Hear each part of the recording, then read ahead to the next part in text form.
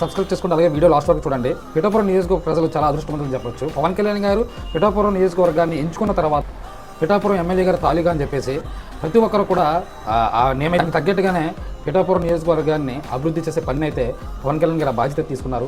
అందులో భాగంగానే పిఠాపురంలో రైల్వే స్టేషన్కి ఈ సదుపాయాలు అభివృద్ధి చేయాలని చెప్పేసి కేంద్ర రైల్వే శాఖ మంత్రి గారిని కోరడం జరిగింది పవన్ కళ్యాణ్ గారు. ఈ మధ్య కోరిన వెంటనే కేంద్ర రైల్వే శాఖ మంత్రి అమృత్ భారత్ స్కీమ్ కింద రైల్వే స్టేషన్కి 37.25 కోర్స్ అయితే రిలీజ్ చేయడం అయితే జరిగింది.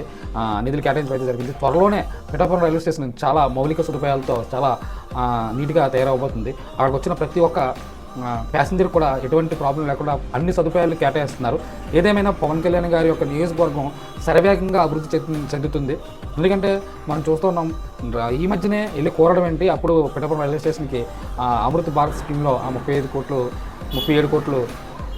కోట్లు కేటాయించి ఆ రైల్వే స్టేషన్ అయితే అభివృద్ధి చేస్తున్నారు.